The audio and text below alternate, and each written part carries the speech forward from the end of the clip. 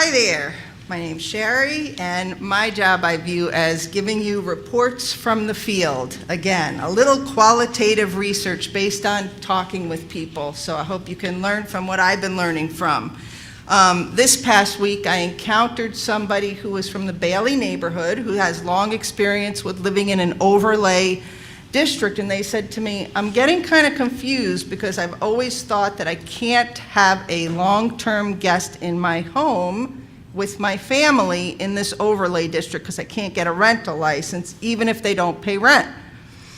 And she said, this is a very educated person, and she said, I went to the city's website and I looked in the FAQs, and this is what I read. She said, my sibling and I buy a house, and we each want our children to live there together. So she said, okay, what does this mean? This is an FAQ. Do I need a rental license for that? And the web page says, let's see, you all have been now becoming students of this. Does it need a rental license? Any hands? I'm a teacher. I like to engage. Okay, so it says, no, you would not need a rental license for this, period. One of you could have your children live there, but not both of you. So I asked, actually, Annette, and she said, that is a little unclear because I wasn't sure what it meant when I asked her about it. And she told me that this is just about the children living in the home, not the whole family with the siblings. So it's just the children. It doesn't say how many children. It just says we want our children to live there together. And the answer would be, one of you can have your children. Doesn't matter how many. It doesn't say this could be a domestic unit. It just says one of you can have your children live there, but not both of you. Doesn't matter if it's 2 children, 1 child, 3 children. Doesn't say. Doesn't say one of those children could be a long-term guest. This is FAQ number 9 for anyone who wants to look it up.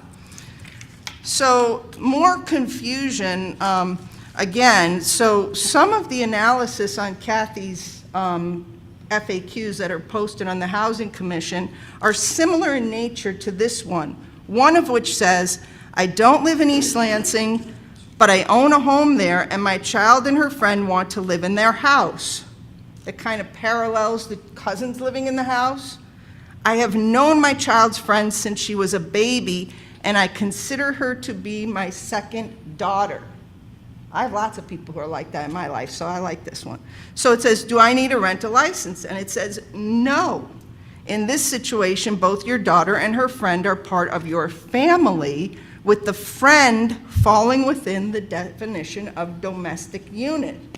And so this person who I encountered was like, I'm really confused. The cousins, whether it's 1, 2, or 3, can't live together, but the friend and her person who's a second daughter can. And the person was like, I said, I get it, I'm confused too, and I don't want to impugn anyone's character about misleading or anything like that, because you read the FAQ here, I read it to you all, and I read this here, and this person I encountered was very confused, as am I. It seems to be that there's a merging of the domestic unit with a blood family, which to me seems to unravel the fabric of the code, because domestic unit does not limit the number of unrelated people in your home the way, having people, the family definition does.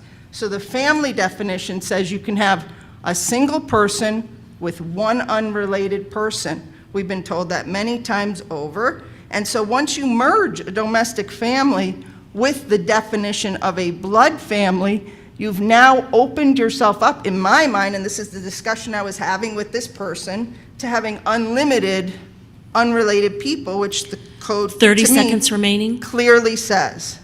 So this was this week's story I want to share because I think it highlights again the confusion. We want to keep things simple, that if you want to have people in your home who don't pay rent, we shouldn't have to have arguments and do diagrams and try to figure it all out in such a confusing, complicated manner. It should be that we can all maybe just say like a regular grade, 8th grade level, come to some clear understanding and consensus on that. Thank you for your comments. Thank you for your time.